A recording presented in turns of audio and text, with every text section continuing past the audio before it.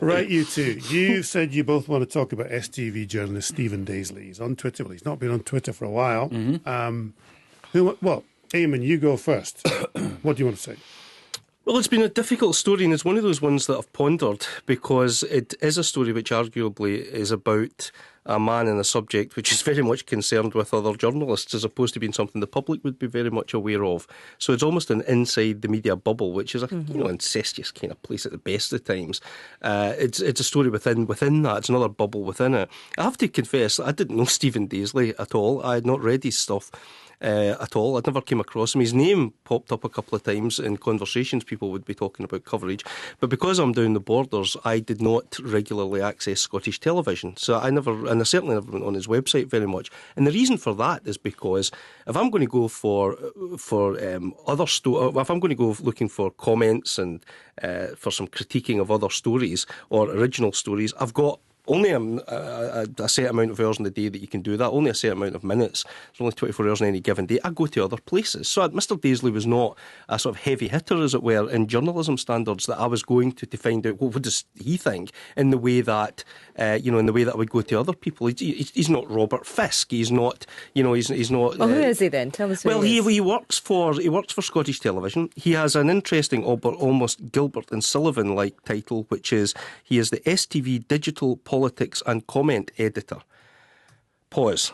That's quite a lot. That's interesting. It sounds like one of the slightly made-up ones, and it may very well be. That said, all kidding aside, it is a very interesting and arguably important position because the majority of the coverage now of things are online. They are certainly, I can see where the digital comes in.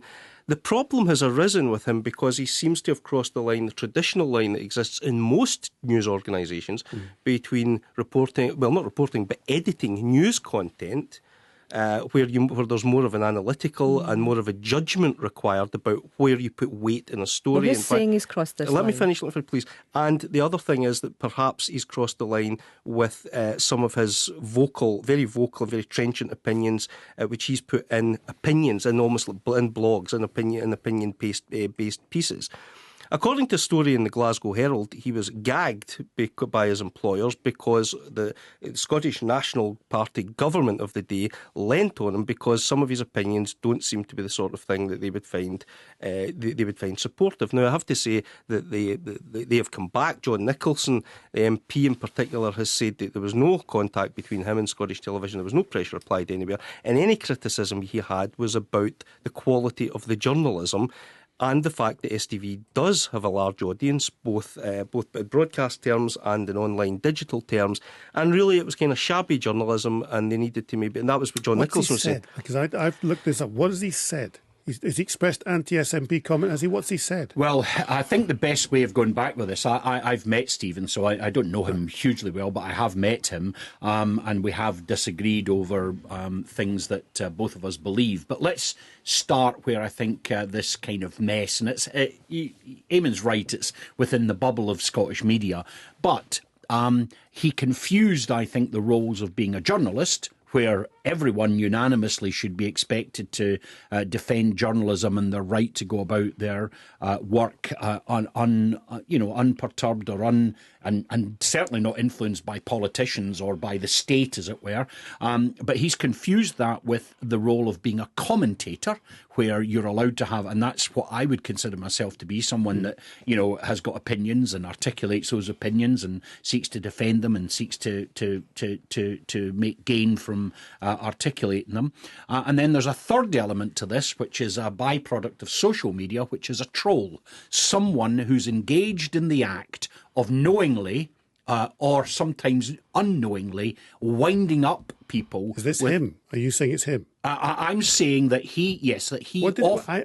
Stuart, help me. What did he say? Well, what he said? What individual things did he say? No, hang on. What's the sentiment, and then what's he been doing? But the point is, those three things are fundamentally different, right?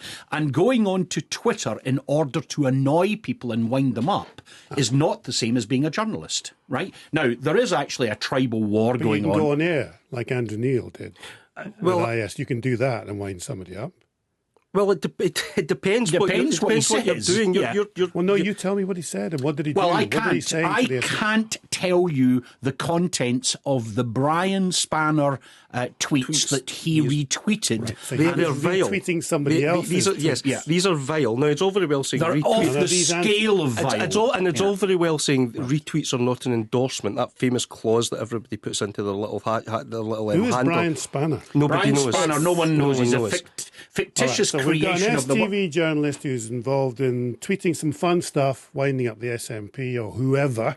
Which arguably a serious journalist should not necessarily do. All right, but he's also retweeted somebody else. Yes, a Brian Spanner, which is so off the scale that normal people would, right-thinking people would normally not do it, not see the dark humour in it, and if they did, would at least put a health warning on it as they tweeted it. So you're not you're both journalists, and you're not defending this journalist. We're now left without a journalist. Spanner isn't a journalist. No, we're talking about Stephen Daisley. Stephen Daisley. Listen, he's got free speech. He's got the same rights as the rest of us. He's done nothing wrong. But no, hang on. It's a question of judgment. Yeah, and it's also a question of whether or not one journalist, as was suggested this week in the newspaper article, is being gagged. Because if that's the case, nobody's happy about that because he's got his professional rights to say what he needs to say. Let's just play this.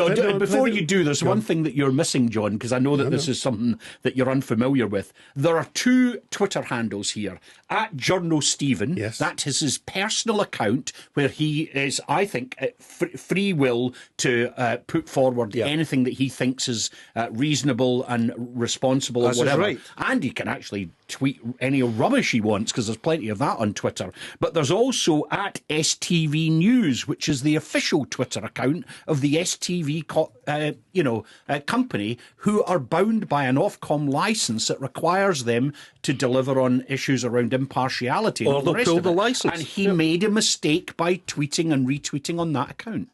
And STV, I assume, have said to him, don't do that anymore, Stephen. It's a bad idea. In exactly the same way that people in this building are asked to, So he was writing. Footballers are, and all sorts of other people are told by their work, don't say anything on Twitter that could bring us into disrepute. Okay, that's a very common thing in our society.